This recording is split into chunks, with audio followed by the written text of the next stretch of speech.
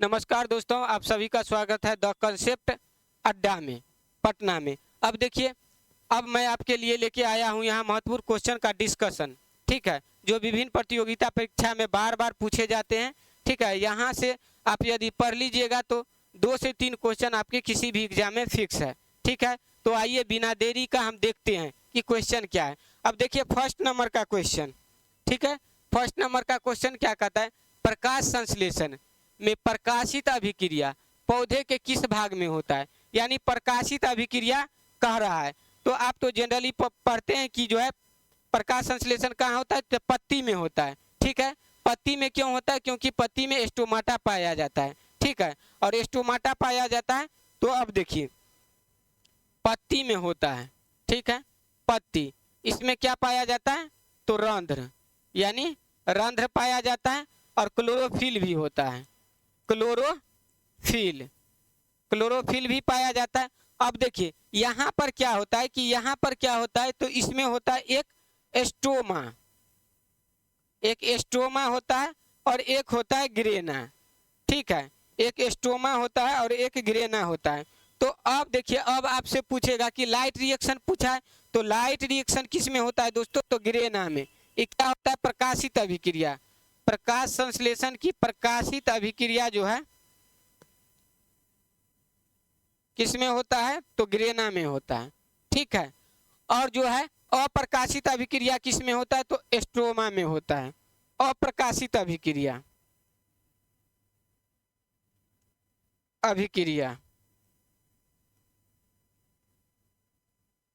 अप्रकाशित अभिक्रिया कहाँ होता है, तो स्ट्रोमा में होता है। तो आपका ऑप्शन क्या हो जाएगा, आंसर प्रकाशित पूछा है तो ग्रेना हो जाएगा, अप्रकाशित स्ट्रोमा में हो जाएगा। उसके बाद देखिए तना में भी प्रकाश संश्लेषण होता है और इसमें तना का एक भाग है लेंटिसिन। तो लेंटिसिन में भी क्या होता है कि प्रकाश संश्लेषण होता है। तो लेंटिसिन, तना का कौन सा भाग, लेंटिसिन। ठीक है, अब एक ऑप्शन है ज्वर है एक ऑप्शन। तो ज्वर में जो होता है, ज्वर में होता है अवर्णी लवक पाया जाता है, अवर्णी लवक। तो अवर्णी लवक जो है, और इसके कारण क्या होता है, ज्वर का रंग क्या होता है, उजला होता है। तो ज्वर का रंग क्या होता है, हो जाएगा उजला होगा। तो यही आपका डिस्कशन है। ठीक है, आप सभी नोट करते जाइएगा। अब देखते हैं अगला क्वेश्चन। अब देखिए अगला क्वेश्चन क्या है आपका। अगला क्वेश्चन क्या कह रहा है कि निम्नलिखित में से कौन सल्क कंद का उदाहरण है। अब देखिए सल्क कंद क्या है, तो यह तना का प्रकार है। देखिए तना है, तना का देखिए, तना का प्रकार का देखेंगे तो हम इसमें एक होता है प्रकंद होता है, एक कंद होता है और एक सल्क कंद होता है। क्या होता है, सल्क कंद। ठीक है, सल्क कंद होता है। और एक क्या होता है, एक धन कंद होता है, धन कंद। देखिए दोस्तों, अब यह हो गया। अब इसका देखिए, अब कौन किसका एग्जाम्पल है, तो परकंद, यानी राइजोम इंग्लिश में। तो परकंद किसका उदाहरण है, तो देखिए हल्दी होगा और अदरक होगा, हल्दी और अदरक परकंद हो जाएगा। कंद क्या हो जाएगा दोस्तों, आलू, कंद आलू हो जाएगा। उसके बाद देखिए सलकंद में क्या आ जाएगा, यही आपका क्वेश्चन है। तो इसमें आएगा प्याज और लहसुन, प्याज और लहसुन होगा। और इसमें धनकंद में कौन कौन आएगा, तो ओल, अरबी और आपका क्या होगा, एक केसर। तो अब आप अपना आंसर चूज कर लीजिए कि आपका आंसर क्या होगा। तो देखिए आंसर क्या कह रहा है, सलकंद। तो सलकंद का यहाँ उदाहरण दिया है, तो देखिए प्याज। तो आपका आंसर क्या हो जाएगा, प्याज। ठीक है, अब देखिए चलिए अगला क्वेश्चन को देखते हैं। तीसरा नंबर क्वेश्चन देख लीजिए कि क्या कह रहा है। तीसरा नंबर अब क्या कह रहा है कि निम्नलिखित में से, ठीक है, सती प्रथा का अंत किसके द्वारा किया गया था। अब देखिए सती प्रथा का अंत किसके द्वारा किया गया था, तो अब देख लेते हैं ऑप्शन क्या है। ऑप्शन में है आपका अल्मीडा, ठीक है। दूसरा देखिए अल्बुकर्क, तीसरा क्या है नीनो डी कुन्हा, और चौथा क्या है कि अल्फांसो डिसूजा है।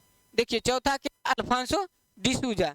तो अब देखिए अब क्या है कि अल्मीडा, अल्मीडा क्या है, तो सबसे पहले सती प्रथा पूछ रहा है तो इसका आंसर टिक कर लीजिए अल्बुकर्क, ठीक है अल्बुकर्क। अब अल्बुकर्क आएगा तो अल्बुकर्क से और क्वेश्चन आपको पूछेगा। तो अल्बुकर्क में क्या होता है कि इसने बीजापुर के शासक से, बीजापुर के शासक से क्या हुआ कि 1510 ईस्वी में, 1510 ईस्वी में गोवा को छीन लेता है। किसको? गोवा छीनता है, ठीक है। और आप पढ़े होंगे कि 1961 में इन लोग का अधिकार कहां से हटता है? गोवा पर से। तो 1961 में अधिकार समाप्त हो जाता है किसका? तो पुर्तगाली का, पुर्तगाली का, ठीक है। अब देखिए अभी सती प्रथा का भी अंत किया था, तो कैसे किया था देखिए। सती प्रथा में चूंकि ये लोग आया था बाहर से व्यापार करने के लिए, और व्यापार करने के लिए आया था तो यहाँ पर अपना जनसंख्या भी बढ़ाना चाहता था। तो जो सती प्रथा था उस समय क्या, जिसका पति मर जाता था उसकी पत्नी को क्या होता था कि उसी के साथ चिता पर बैठना पड़ता था। तो अब ये लोग आया तो ये लोग क्या किया कि हम अब शादी करेंगे, आप इसको नहीं जलाइए। तो इसीलिए सती प्रथा का अंत जो है कौन किया था? अल्बुकर्क, अल्बुकर्क किया था, ठीक है। अब देखिए तो यही आपका आंसर है। उसके बाद अल्मीडा से क्वेश्चन आएगा, तो अल्मीडा क्या किया था? तो blue water policy, blue water policy, policy अपनाया था, अपनाया था। और क्या किया था कि हिंद महासागर में अपना अधिकार कर लिया था। हिंद महासागर में क्या किया था? अधिकार, हिंद महासागर पर अधिकार, अधिकार किया था। और हिंद महासागर को कौन सा कहने लगा था? पुर्तगाली सागर, पुर्तगाली सागर के नाम से जाना गया था। और कार्टेज प्रणाली पूछेगा कि कौन चलाया था? तो अल्मीडा ही चलाया था। तो अब देखिए ये दोस्तों कार्टेज प्रणाली पूछेगा आपसे क्वेश्चन। तो कार्टेज प्रणाली यह क्या था? एक प्रकार का लाइसेंस था। जो हिंद महासागर में व्यापार करने आता था, अपना नाव करके आता था, तो उसको क्या करता था? कार्टेज लेना पड़ता था, यानी लाइसेंस लेना पड़ता था नाव ले जाने के लिए। नहीं जो लाइसेंस लिया हुआ रहता था उसका क्या करता था? सारा सामान लूटपाट लेता था, ठीक है। उसके बाद देखिए नीनो डी कुन्हा पूछेगा कि कोचीन को मुख्यालय कौन बनाया था? तो Nino de Cunha, sorry Cochin, हाँ कोचीन को मुख्यालय, मुख्यालय कौन बनाया था? तो नीनो डी कुन्हा बनाया था, ठीक है। अब देखिए अगला क्वेश्चन देखते हैं। अब अगला क्वेश्चन क्या कर रहा है देख लीजिए।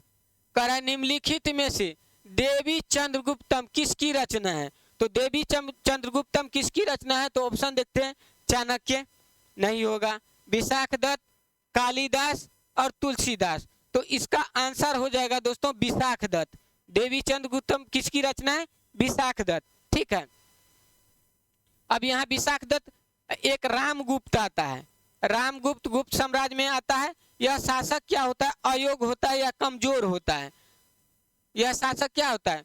कमजोर होता है। और इसी के बारे में जानकारी किस में मिलता है? तो आपका देवी चंद्रगुप्तम में जानकारी इसी के बारे में मिलता है, रामगुप्त के बारे में। तो देवी चंद्रगुप्तम में जानकारी, ठीक है। अब इसकी एक और रचना है, इसकी एक और रचना है, और इसकी रचना का नाम क्या है?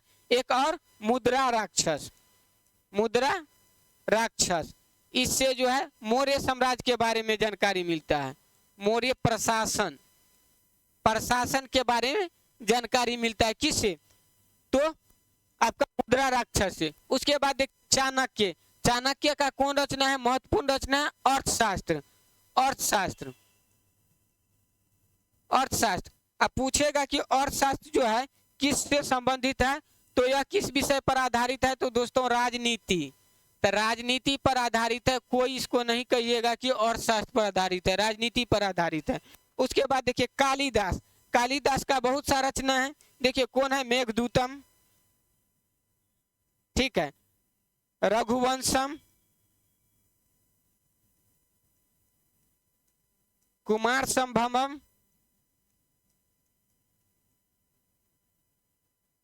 ठीक है, विक्रमोर्वशीय,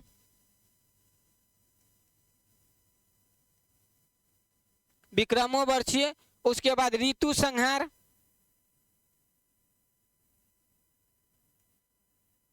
ऋतु संहार, और एक है मालविकाग्नि मित्रम।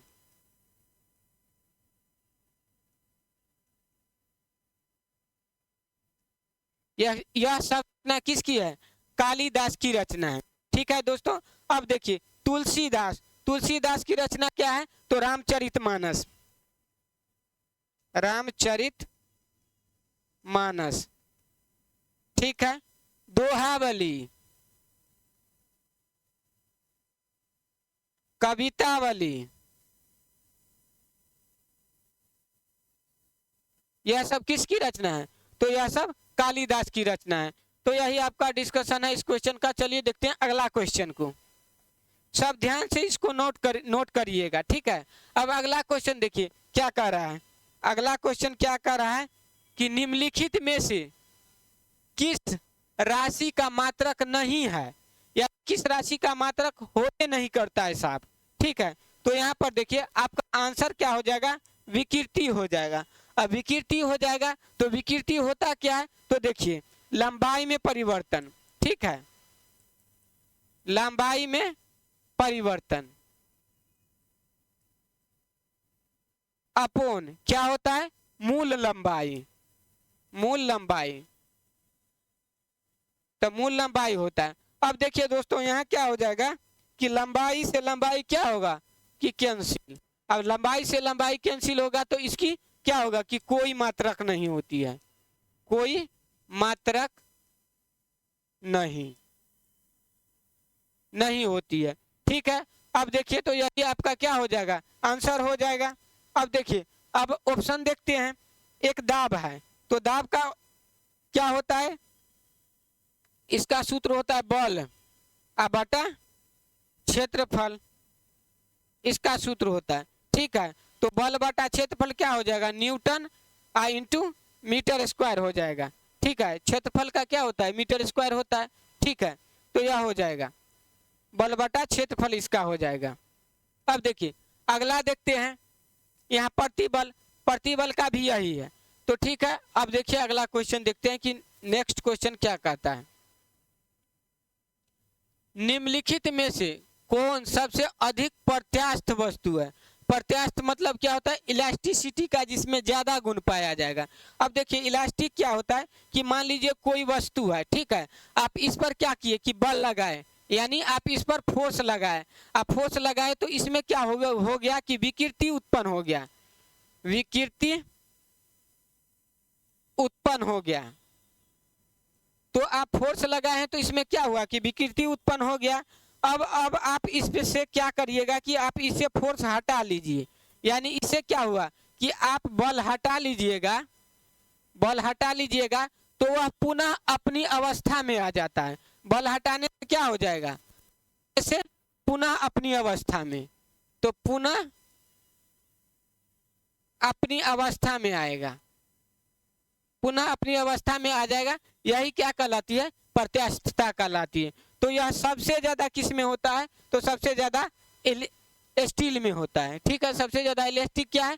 स्टील है। अब देखिए प्लास्टिक क्या है? प्लास्टिक में आप बल लगाए, लेकिन बल लगा के विकृति उत्पन्न हो गया और बल हटाए तो फिर से वह पुनः अपनी अवस्था में नहीं आ पाता है। वही आपका क्या है? प्लास्टिक। और गीली मिट्टी भी वही में आ जाएगा, प्लास्टिक। गीली मिट्टी को ऐसे मारिएगा तो उसमें विकृति उत्पन्न होगा, हटाइएगा बल तो फिर से पहली अवस्था में नहीं आएगा। उसके बाद रबर, रबर में आप जानते हैं कि रबर का वल्कीनीकरण किससे किया जाता है? तो सल्फर से किया जाता है, सल्फर। और सल्फर क्यों मिलाया जाता है? रबर को कठोर बनाने के लिए, कठोर बनाने के लिए, ठीक है। चलिए अब देखते हैं नेक्स्ट क्वेश्चन को। अब देखिए अगला क्वेश्चन क्या है दोस्तों? निम्नलिखित में से किस मिट्टी को चेरनोजम के नाम से जाना जाता है, यानी किस मिट्टी को किसके नाम से जाता है, तो चेरनोजम के नाम से जाना जाता है। तो आइए देख लेते हैं आंसर क्या होगा। देखिए चेरनोजम से किसको जाना जाता है, तो यहाँ देखिए जलोढ़ मिट्टी है, तराई मिट्टी है, काली मिट्टी है और लेटेराइट मिट्टी है। तो आपका ऑप्शन क्या हो जाएगा आंसर, काली मिट्टी। अब देखिए काली मिट्टी, काली मिट्टी, काली मिट्टी को क्या कहा जाता है, चेरनोजम भी कहा जाता है, चेरनोजम। इसको रेगुर भी कहा जाता है और इसको काली कपासी मिट्टी भी कहा जाता है, काली कपासी। तो इतने नाम से इसको क्या किया जाता है, जाना जाता है। इसको स्वतः जूता हुआ खेत भी कहा जाता है, स्वतः जूता हुआ खेत। पूछेगा इसमें सबसे ज्यादा खेती किसका होता है इस मिट्टी में, तो सबसे अधिक कपास की खेती होती है, कपास की खेती अधिक। मूंगफली की भी होती है लेकिन अधिक मैक्सिमम पूछेगा तो कपास। इस मिट्टी का निर्माण कैसे हुआ है, तो ज्वालामुखी विस्फोट से, ज्वालामुखी से जो है, ज्वालामुखी में आप पढ़िएगा जो है दरारी उद्भेदन, दरारी उद्भेदन से जो क्या हो गया, दरारी उद्भेदन से क्या हुआ कि पठार का निर्माण हुआ, पठार है, यही जो आपका प्रायद्वीपीय पठार है, यही क्या है कि काली मिट्टी का भाग है। ठीक है, अब देखिए यहाँ तराई मिट्टी, तो तराई मिट्टी क्या है, हिमालय है, हिमालय के नीचे वाला क्षेत्र में जो मिट्टी मिलती है कौन है, तराई मिट्टी है। ठीक है, भावर प्रदेश के बाद तराई। उसके बाद देखिए जलोढ़ मिट्टी, जलोढ़ मिट्टी क्या है कि नदियों के अपर्दन से, नदियों के अपर्दन, नदियों के अपर्दन, अपर्दन से अवसाद और गाद जो लाया जाता है, अवसाद और गाद, गाद के निक्षेपण से बनी मिट्टी, निक्षेपण से निर्मित मिट्टी।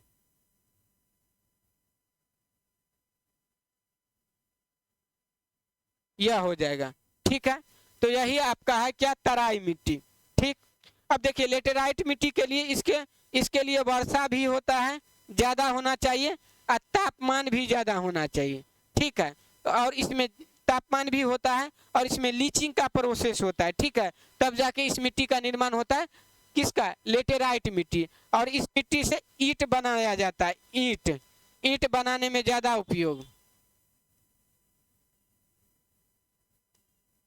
उपयोग। ठीक है, अब अगला क्वेश्चन देखते हैं। सभी डिस्कशन को आप लिखते जाइएगा, ध्यान से सुनिएगा।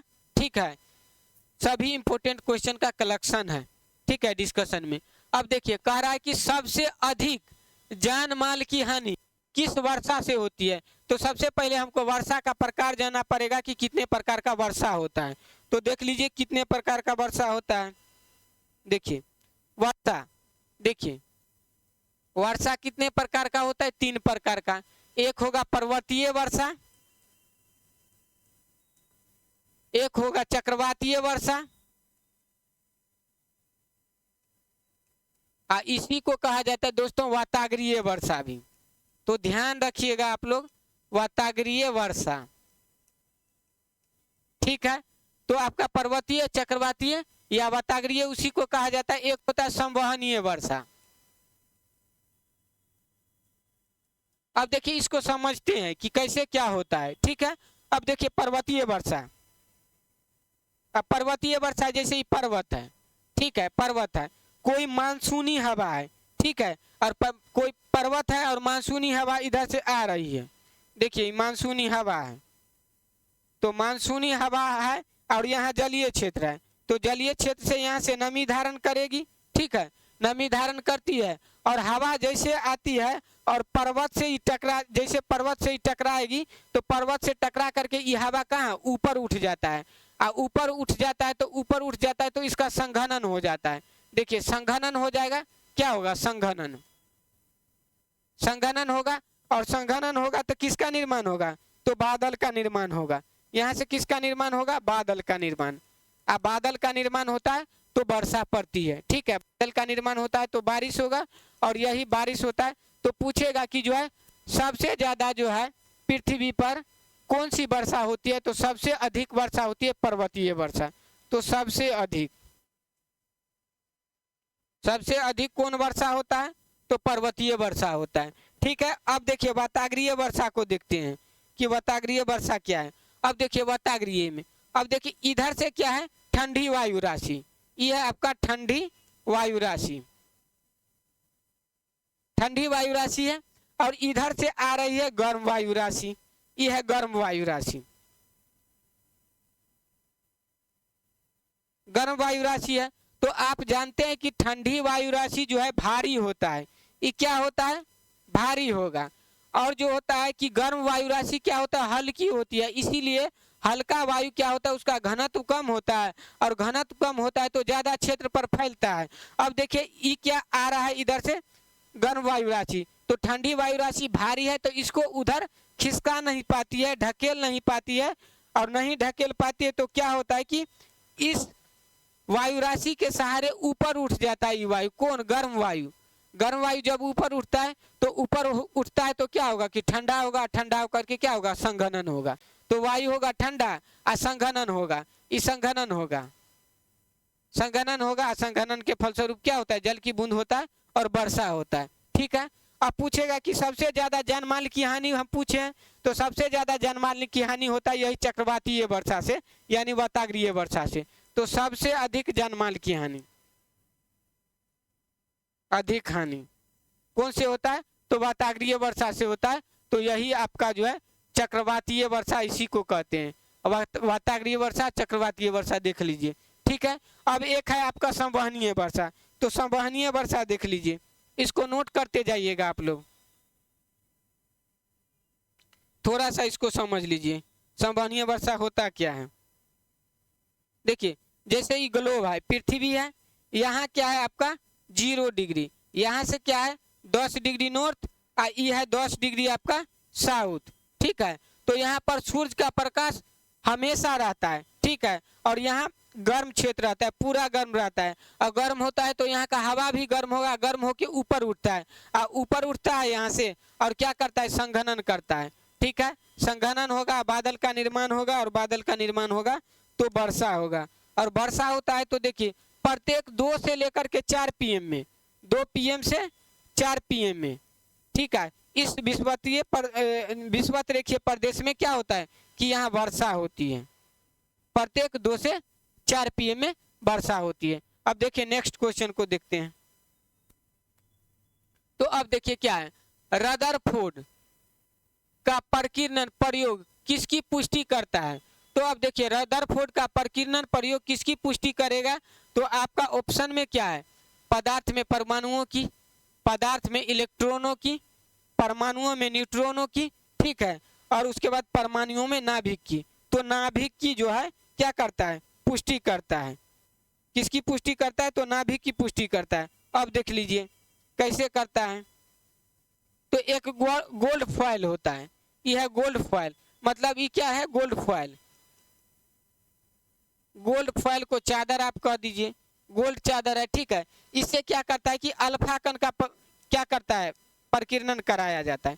ये जैसे ही बीच वाला क्षेत्र है, अल्फा कण का प्रकीर्णन कराया तो देखा कि कुछ किरण जो है अल्फा किरण इधर चल गया, इधर चल गया, कुछ इधर चल गया। ठीक है, और कुछ क्या हुआ कि कुछ इससे जो है नाभिक से टकरा करके, यहाँ से टकरा करके वापस लौट गया। देखिए ये नाभिक से टकरा करके क्या हुआ कि वापस लौट गया। तो वापस लौट गया यहाँ से टकरा करके, तो कहा कोई ना कोई ऐसा चीज है कि यहाँ जो सघन है, जो बहुत सघन है, जो किरण को उधर नहीं जाने देता है, और इसी को क्या कह दिया कि नाभिक नाम दिया। ठीक है, नाभिक दिया, नाम दिया। और इधर जो जा रहा तो था, यहाँ पर देखिए इधर जा रहा है, तो इससे पता चला कि परमाणु का जो है, परमाणु का अधिकतम भाग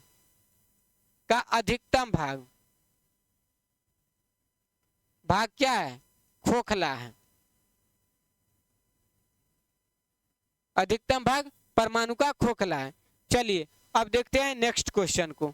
तो ये प्रोसेस है रदरफोर्ड का।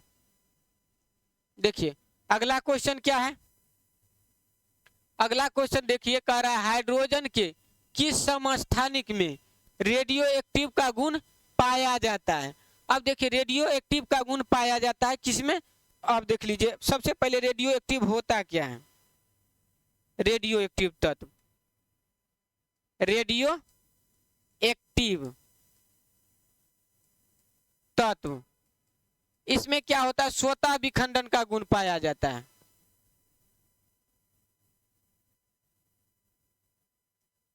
इसमें क्या होता है, देखिए स्वतः विखंडन का गुण पाया जाता है, स्वतः विखंडन का गुण। और स्वतः विखंडन का गुण पाया जाएगा तो ये अपने आप रेडिएशन छोड़ते रहता है। तो यही क्या हुआ कि यही है रेडियो एक्टिव पदार्थ। अब देखिए, यानी पदार्थ हो या तत्व। अब देखिए, अब हाइड्रोजन, हाइड्रोजन का समस्थानिक, हाइड्रोजन का 3 समस्थानिक है, ठीक है। एक H1 ठीक है, एक होता है H2, सॉरी यहां देखिए, एक क्या होगा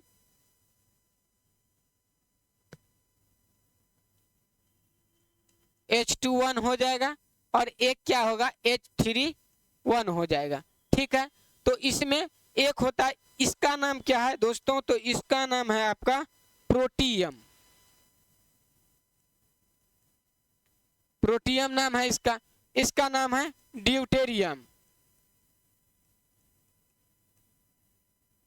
और इसका नाम क्या है ट्राइटियम।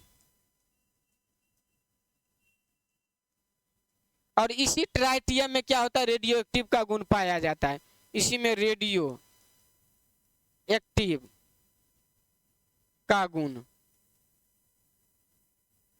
रेडियो एक्टिव का गुण किसमें पाया जाता है, तो इसमें। अब देखिए ड्यूटेरियम, ड्यूटेरियम का जो है उपयोग किसमें होता है, तो भारी जल के निर्माण में, भारी जल के निर्माण में।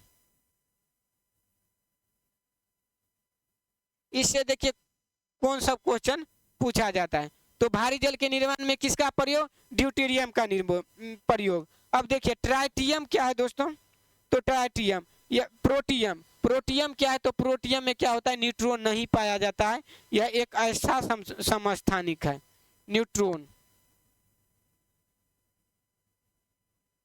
इसमें क्या होगा, न्यूट्रॉन नहीं पाया जाता है। इसमें क्या होगा कि न्यूट्रॉन नहीं पाया जाता है। तो अब आप आंसर निकाल लीजिए, क्या हो जाएगा, ट्राइटियम आपका आंसर होगा सी नंबर। देखिए अगला क्वेश्चन को देखते हैं। आइए 11 नंबर क्वेश्चन क्या है। अब देखिए 11 नंबर में क्या है, निम्नलिखित में से कौन शीतोष्ण घास का मैदान है, ठीक है। अब शीतोष्ण घास का मैदान आपसे पूछ रहा है, तो ध्यान से देखिएगा, पहले इसको शीतोष्ण, सीधा घास का मैदान देख करके आंसर नहीं लगा दीजिएगा, शीतोष्ण पूछ रहा है। तो अब देखिए थोड़ा सा देखते हैं इसको, मैप को, ठीक है, मैप को देखते हैं। यहाँ पर देखिए, यह विषुवत रेखा आपका, ठीक है। यहाँ पर अब देखिए,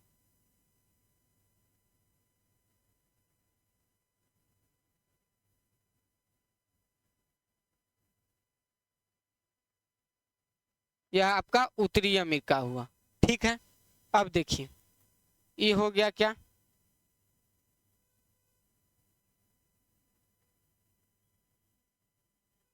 यह हो गया आपका अफ्रीका, ये हो गया अफ्रीका, ठीक है। यहाँ हो गया यूरोप,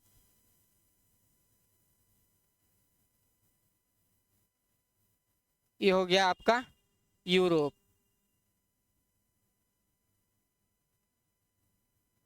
ये हो गया इधर, इधर जैसे एशिया हो गया, ठीक है। अब देखिए, अब आपसे पूछेगा कि उष्णकटिबंधीय घास का मैदान, शीतोष्ण पूछा है, तो शीतोष्ण इसमें देखिए एक सवाना है, सवाना क्या होता है, अफ्रीका में पाया जाता है, अफ्रीका, ये है उष्ण। अब देखिए ये क्या है, 0 डिग्री, इधर हो जाएगा 23.5 नॉर्थ, यहाँ पर हो जाएगा 23.5 साउथ, सॉरी 23.5 ही क्या है, साउथ है, ये हो जाएगा 23.5 नॉर्थ हो जाएगा। तो अब देखिए इस बीच को कहते हैं उष्णकटिबंधीय, यानी उष्णकटिबंधीय इसको कहते हैं। तो इस बीच में जो भी घास का मैदान आएगा उष्ण होगा, उससे नीचे उससे ऊपर वह शीतोष्ण हो जाएगा। तो अब देखिए, अब देखते हैं, अब देखिए यहाँ पंपास है, तो पंपास कहाँ है? यहाँ पर है दोस्तों, अर्जेंटीना में। अर्जेंटीना में, अर्जेंटीना में क्या है? पंपास। यही है शीतोष्ण, यही है शीतोष्ण। तो यही आपका पंपास आपका क्या होगा? आंसर होगा। अब कहिएगा कि सर लानोज कहाँ है? तो लानोज देखिए यहाँ पर है, यहाँ पर वेनेजुएला है, वेनेजुएला है। तो इसमें कौन होता है? लानोज घास का मैदान, तो उष्णकटिबंधीय क्षेत्र में आ रहा है। अब देखिए सवाना, सवाना अफ्रीका में है, तो यहाँ देखिए उष्णकटिबंधीय क्षेत्र का मैदान आता है सवाना, सवाना, ठीक है। उसके बाद क्या है? एक केम्पोज, तो केम्पोज यहाँ ब्राजील में, केम्पोज, केम्पोज कहाँ है? ब्राजील, ब्राजील में। तो यह सब आपका ऑप्शन में था, तो यही आपका आंसर होगा। यहाँ देखिए, यहाँ है प्रेरी, प्रेरी, तो प्रेरी कहाँ है? तो उत्तरी अमेरिका में, और शीतोष्ण घास का मैदान है। यहाँ पड़ेगा स्टेप में, स्टेपी पड़ेगा, स्टेप, तो यह कहाँ हो जाएगा? तो यह भी है शीतोष्ण कटिबंधीय घास का मैदान, ठीक है। अब देखिए अगला नेक्स्ट क्वेश्चन को देखते हैं। अब क्या है? देखिए बैंक रेट बढ़ाने से मुद्रास्फीति पर जो है क्या प्रभाव पड़ेगा? अब देखिए बैंक रेट बढ़ाने से मुद्रास्फीति पर क्या प्रभाव पड़ेगा? तो अब देखिए इकोनॉमिक्स है, बैंक रेट, बैंक रेट है। अब देखिए बैंक रेट में क्या होगा कि यहाँ पर देखिए यह क्या देगा? आरबीआई देगा, आरबीआई देगा। किसको देगा? तो रेट किसको देगा? तो देगा वाणिज्यिक बैंक को, वाणिज्यिक बैंक को देगा, यानी इस रेट पर यानी ब्याज देगा किसको? वाणिज्यिक बैंक को देगा। कौन? आरबीआई देगा। तो अब आरबीआई देगा, लोन देगा यहाँ पर। और वाणिज्यिक बैंक क्या करता है कि लोन लेकर के, और यह लोन लेता है किससे? आरबीआई से लोन लेकर के, और पैसा बांट देता है नागरिक में, यानी जनता में, जनता में पैसा बांट दे, जनता को लोन दे देता है। अभी जनता को लोन देगा, जनता को लोन देता है, ठीक है। अब जनता को लोन देना यानी जनता में पैसा जाना, और जनता में पैसा जाना तो मार्केट में पैसा जाना, मार्केट में पैसा जाना। अब देखिए मार्केट में पैसा जाता है, तो ज्यादा मार्केट में पैसा ज्यादा मात्रा में हो जाएगा, मुद्रा की मात्रा बढ़ जाएगी, मतलब मुद्रास्फीति आ जाएगा, ठीक है। यानी ज्यादा पैसा रहेगा आपके पास, लेकिन वस्तु कम रहेगा, तो उसको खरीदने के लिए आप ज्यादा पैसा दीजिएगा, यानी एक बोरा पैसा लेके जाइएगा, एक झोला वस्तु लेके आइएगा, यही है मुद्रास्फीति यानी महंगाई। अब देखिए तो बैंक रेट कौन बढ़ा देगा? आरबीआई। पहले लेता था मान लीजिए 5%, अब लेगा 10%, यानी कहेगा कि जो वाणिज्यिक बैंक को हम आपको लोन देंगे, लेकिन ब्याज कितना लेंगे? 10% लेंगे। अब ब्याज 10% लेगा तो क्या करेगा? ये वाणिज्यिक बैंक कम से कम लोन लेगा, लोन कम करेगा ना, कम लेना पड़ेगा। यदि लोन लेगा ज्यादा तो ज्यादा ब्याज चुकाना पड़ेगा, 10%, तो लोन कम लेगा। अब लोन कम लेगा तो जो है जनता को भी कम पैसा देगा, जनता को भी लोन क्या देगा? लोन कम देगा, और लोन कम देगा तो मार्केट में क्या होगा? मार्केट में पैसा कम जाएगा, मार्केट में पैसा क्या होगा? पैसा कम जाएगा, और मार्केट में कम पैसा जाएगा तो मुद्रास्फीति क्या होगा? कंट्रोल हो जाएगा, यानी मुद्रास्फीति कंट्रोल, मुद्रास्फीति कंट्रोल हो जाएगा। यही है आपका बैंक रेट, ठीक है। तो अब देखिए कह रहा है कि बैंक रेट बढ़ाने से मुद्रास्फीति क्या होगा? बढ़ेगा, सही है कि गलत है? घटेगा, ठीक है। उसके बाद अपवर्तित रहेगा या इनमें से सभी, तो क्या होगा? मुद्रास्फीति घटेगा, यानी महंगाई क्या होगा? कि घटेगा, ठीक है, चूंकि लिक्विडिटी घट रहा है, मार्केट में पैसा कम हो रहा है। अब देखिए देखते हैं नेक्स्ट क्वेश्चन को। इसी तरह से समझते जाइए और डिस्कशन को एंजॉय करिए और ठीक ठाक से नोट बनाइए, सब इम्पोर्टेंट क्वेश्चन है, एग्जाम में देखने को मिलेगा। अब देखिए, अब यहाँ पॉलिटी से क्वेश्चन है, राष्ट्रपति का अभिभाषण के संबंध में कौन सही है? अब सबसे पहले राष्ट्रपति का अभिभाषण है, तो भाई अभिभाषण होता क्या है? ठीक है, तो देखिए अभिभाषण, राष्ट्रपति का अभिभाषण अनुच्छेद कितना में है? तो अनुच्छेद 87 में है। राष्ट्रपति का अभिभाषण कितना है? अनुच्छेद 87 में। अब अभिभाषण होता क्या है दोस्तों? तो देखिए अभिभाषण क्या होता है कि जो है ये मंत्रिमंडल के द्वारा तैयार किया जाता है। पहला मंत्रिमंडल के द्वारा तैयार किया जाता है, यानी सरकार का जो योजना होता है, सरकार किस पर क्या करेगी, मतलब कौन कौन सरकार का योजना होता है, यह क्या करता है? राष्ट्रपति पूरा सदन में सुनाता है। समझ लीजिए। तो ऐसे पढ़ के तो क्या होता है? कार्यकाल का योजना होता है।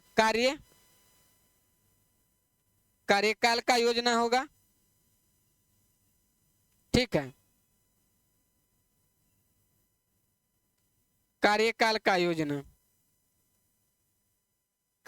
का योजना या तो 1 वर्ष का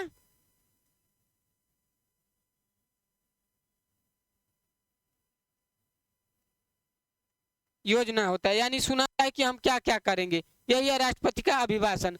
तो कब सुनाएगा? तो सबसे पहले देख लीजिए, यह मंत्रिमंडल के द्वारा तैयार किया जाता है, सही है। अब कह रहा है कि नवनिर्वाचित लोकसभा के प्रथम बैठक में, सही बात है। जब नवनिर्वाचित लोकसभा होता है यानी सारे एमपी जीत के आते हैं, तो उस समय जिसकी सरकार बनती है तो उसके तरफ से जो है राष्ट्रपति क्या करता है कि अभिभाषण देता है कि मंत्री मतलब जो है सरकार की का मतलब ये मोटो है, ये लोग ये काम को करेंगे, ठीक है। और दूसरा बात क्या है? प्रत्येक वर्ष में भी यह अभिभाषण राष्ट्रपति देता है। तो प्रत्येक वर्ष के यहाँ दूसरे बैठक में, दूसरे शर्त में नहीं होगा, पहले शर्त में होगा। पहले सत्र के पहली बैठक में, ठीक है। पहले सत्र की पहली बैठक में होता है, ठीक है।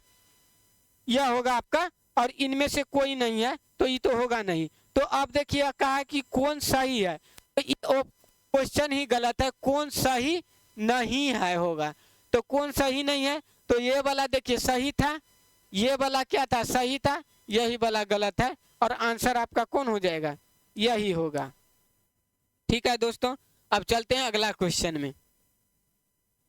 देखिए अगला क्वेश्चन क्या कह रहा है कि अगला क्वेश्चन को देख लीजिए। कह रहा है कि निम्नलिखित में से प्रारूप समिति में कौन जो है शामिल नहीं था, यानी प्रारूप समिति में शामिल नहीं था। तो देखिए प्रारूप समिति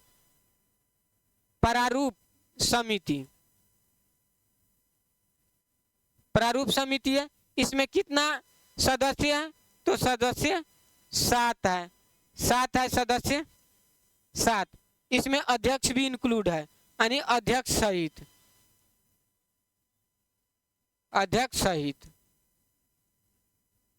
तो अध्यक्ष है कौन? तो भीमराव अंबेडकर, यानी BR अंबेडकर है अध्यक्ष। अब देखिए सदस्य कौन कौन है। देखिए N गोपाला स्वामी अयंगर है,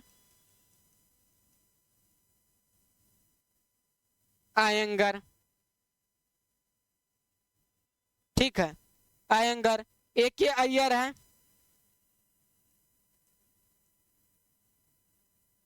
ठीक है। उसके बाद मोहम्मद सादुल्ला है, ठीक है। BL मित्र है,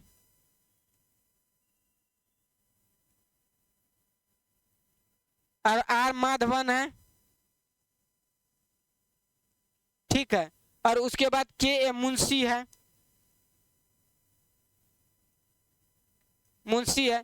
तो देखिए एक अंबेडकर है, N गोपाला स्वामी अयंगार है, AK अय्यर है, उसके बाद सादुल्ला है, और उसके बाद BL मित्र है, और उसके बाद माधवन है। तो देखिए BL मित्र माधवन के जगह पर कौन आया था? BL मित्र आया था। एक KA मुंशी है, और एक जो है TT कृष्णमाचारी है, TT कृष्णमाचारी, ठीक है। यह है, ठीक है। तो यही सब है आपका।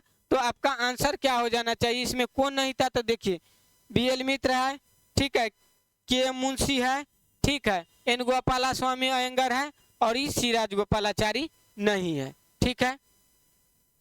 अब देखिए नेक्स्ट क्वेश्चन को देखते हैं। नेक्स्ट क्वेश्चन है और लास्ट क्वेश्चन है, ठीक है, इसको ध्यान से देखेंगे।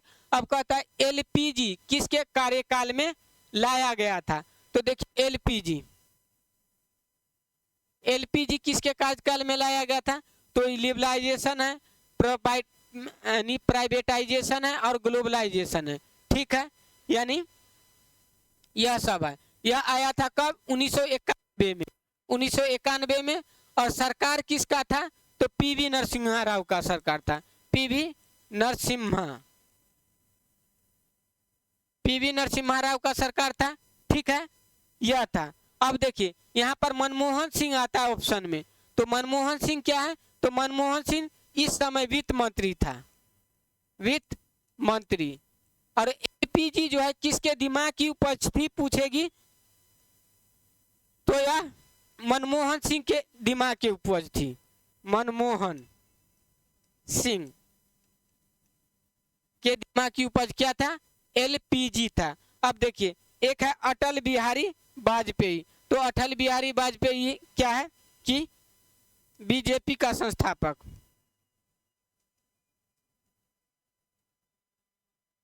1980 ईस्वी में, ठीक है। तो यही सब आपका क्वेश्चन था और डिस्कशन था। इसी तरह आपका पर डे जो है क्वेश्चन का डिस्कशन होगा। आप चैनल से बने रहिएगा। अच्छा लगे तो सब्सक्राइब कर दीजिएगा, लाइक कर दीजिएगा, शेयर कर दीजिएगा और कमेंट, पॉजिटिव कमेंट कर दीजिएगा यदि आपको मेहनत अच्छा लग रहा है। बहुत बहुत धन्यवाद।